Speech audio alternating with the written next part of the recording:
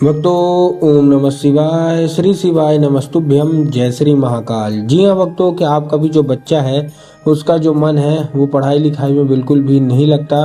आप लोग बहुत ज़्यादा परेशान रहते हो उसकी पढ़ाई के लिए कि आखिरकार हमारा जो बच्चा है वो पढ़ता क्यों नहीं है। जब भी आप उसको पढ़ाने के लिए बैठाते हो तो कहीं वो घूमने चला जाएगा, कहीं वो खेलने चला जाएगा, कहीं कुछ करने लगे, कहीं कुछ, लेकिन पढ़ेगा बस बिल्कुल भी नहीं। तो आपको परेशान होने की बिल्कुल भी आवश्यकता नहीं है, क्योंकि आज जो मैं आपको उपाय बताने वाला हूँ, अगर आपने आज का ये उपाय ध्यान से सुन के और अच्छे तरीके से कर लिया तो अवश्य रूप से आपका जो भी बच्चा है जिसका भी मन पढ़ाई लिखाई में नहीं लगता, अवश्य रूप से उसका जो मन है ना वो पढ़ाई की ओर आकर्षित होगा ही होगा। क्या करना है, कैसे करना है, पूरा बताने वाला हूँ, अच्छे तरीके से समझाने वाला हूँ। तो बस उपाय ध्यान से सुन के अच्छे से करिएगा जरूर कि आपको करना क्या है, ठीक ना। पूरा का पूरा मैं आपको बताने वाला हूँ। तो देखिए, आपको भी पता होगा कि पूज्य गुरुदेव की जो कथा होती है उसमें लाखों की भीड़ आती है। कैसे भीड़ आती है? लाखों की भीड़ आती है। और जब गुरुदेव की कथा में लाखों की भीड़ आती है तो वहाँ ज़्यादातर जो भक्त होते हैं वो क्या करते हैं, पत्र के द्वारा अपनी इच्छा और पत्र के द्वारा अपनी मनोकामना जो होती है वो गुरुदेव तक पहुँचाते हैं। तो अभी गुरुदेव की कथा चल रही थी, आज से 4 से 5 महीना पहले की बात है। गुरुदेव की कथा चल रही थी और गुरुदेव की कथा में लाखों की भीड़ आई। अब जब गुरुदेव की कथा में भीड़ आती है तो वहाँ आपको भी पता होगा कि ज़्यादातर जो भक्त होते हैं वो क्या करते हैं, पत्र के द्वारा अपनी इच्छा और पत्र के द्वारा अपनी मनोकामना जो होती है वो गुरुदेव तक पहुँचाते हैं। अब जब गुरुदेव के पास पत्र पहुँचा और गुरुदेव ने पत्र पढ़ा तो वहाँ गुरुदेव ने देखा कि ज़्यादातर जो भक्त होते हैं वो उन्होंने की क्या थी, पत्र जब पढ़ा तो उन्होंने देखा कि ज़्यादातर जो भक्त हैं उनकी केवल एक ही इच्छा और एक ही मनोकामना है, क्या कि गुरुदेव हमारा जो मतलब बच्चा है ना उसका जो मन है वो पढ़ाई लिखाई में बिल्कुल भी नहीं लगता।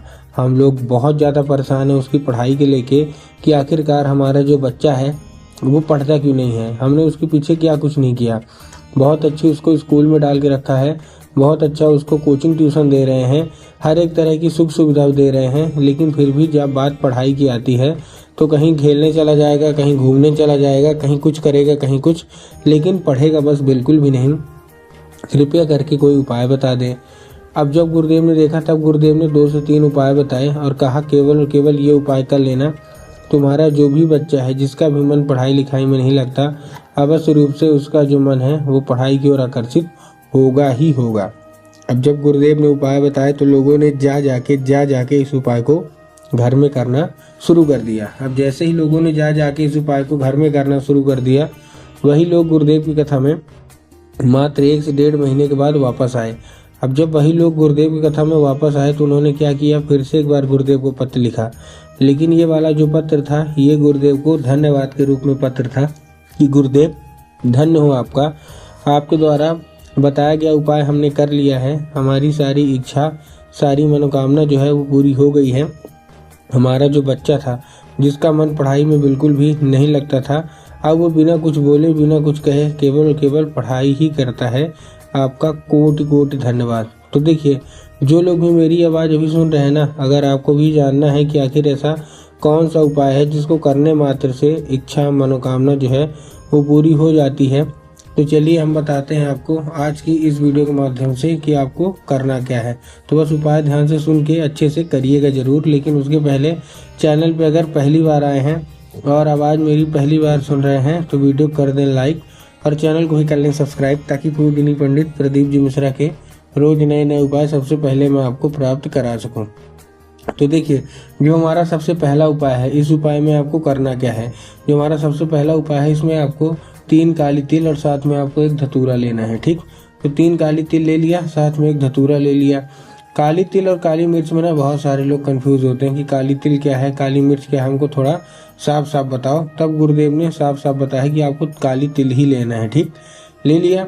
अब लेने के बाद आपको करना क्या है, जैसे आपने लिया, लेने के बाद अपने बच्चे के हाथ में दीजिए और उसको भेजिए कहाँ, सीधा सीधा शिव मंदिर। अब जैसे ही आपका बच्चा शिव मंदिर पहुंचेगा, शिव मंदिर पहुंचने के बाद उसको बोलिएगा कि दक्षिण दिशा में खड़ा हो जाए और उत्तर की ओर अपना चेहरा कर ले। अब देखिए, दक्षिण और उत्तर में बहुत सारे लोग कंफ्यूज होते हैं कि दक्षिण क्या है उत्तर क्या है, हमको थोड़ा साफ साफ बताओ। तब गुरुदेव ने साफ साफ बताया है कि आप जिस भी शिव मंदिर जा रहे हैं ना, उस शिव मंदिर का जिधर साइड जलाधारी होगा, आपको अपना चेहरा उधर साइड करके खड़े हो जाना है। ठीक, खड़े हो गए। खड़े होने के बाद आपको क्या करना है, एक नाम लेके, कौन सा, महादेव का बहुत ही सुंदर सा नाम है श्रम्भेश्वर महादेव। तो अपने बच्चों को बोलिएगा कि श्रम्भेश्वर महादेव का नाम लेके और उन्हीं का स्मरण करके चुपचाप अर्पित कर दे। पूज्य गुरुदेव कहते हैं कि अगर आपने ऐसा कर लिया तो अवश्य रूप से इच्छा मनोकामना जो है वो पूरी होगी ही होगी। ठीक, ये तो था हमारा कौन सा, ये था हमारा पहला उपाय। अब हम चलते हैं अपने दूसरे उपाय की ओर। अब देखिए, जो हमारा दूसरा उपाय है, इस उपाय में आपको करना क्या है। जो हमारा दूसरा उपाय है, इस उपाय में आपको एक लाल फूल लेना है और लाल फूल के साथ साथ आपको क्या चाहिए, केवल और केवल आपके घर में माता सरस्वती की फोटो या मूर्ति होना अति अनिवार्य है। अगर आपके घर में माता सरस्वती की फोटो या मूर्ति है तब तो अच्छी बात है, लेकिन अगर आपके घर में माता सरस्वती की फोटो या मूर्ति नहीं है तो आप बाजार जाइए, माता सरस्वती की फोटो लाइए और घर में उनको स्थान दीजिए। ठीक है, दे दिया। स्थान देने के बाद आपको करना क्या है, जैसे आपने स्थान दिया, स्थान देने के बाद शाम के वक्त में जब भी आपके घर में पूजा पाठ होती है तो आपको वो जो लाल फूल है वो उठाना है और माता सरस्वती को अर्पित करके माता से उसको औषधि के रूप में मांगना है कि माता कृपया करके हमको इसको औषधि के रूप में प्रदान करिए।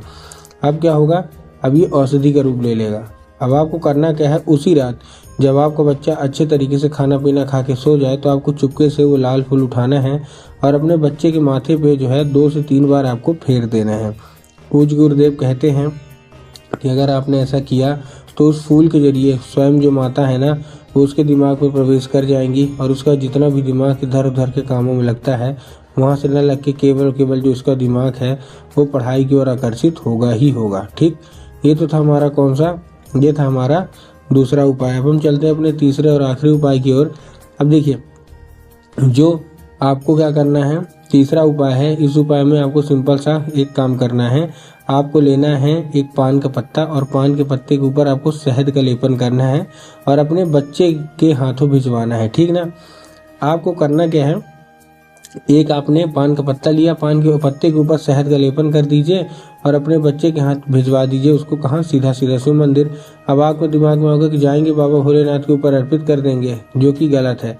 आपको बाबा भोलेनाथ के ऊपर अर्पित नहीं करना, आपको अपने बच्चों को बोलेगा कि माता सुख सुंदरी के ऊपर अर्पित करें। माता सुख सुंदरी की जगह कहाँ होती है, जलाधारी के बिल्कुल बीचों बीच। तो जलाधारी के बिल्कुल बीचों बीच वो पान का पत्ता शहद के लेपन के साथ अर्पित करवाइए और एक नाम जरूर बुलवाइएगा, कौन सा, चंद्रमौली महादेव। तो आपको करना क्या है, चंद्रमौली महादेव का नाम लेके उन्हीं का स्मरण करके अर्पित करवाइए। 1 से 1.5 महीना रुक जाइएगा, अवश्य रूप से आप देखेंगे कि वो मतलब आकर्षित होने लगेगा अपने आप पढ़ाई की ओर और आपका बच्चा अवश्य रूप से पढ़ेगा।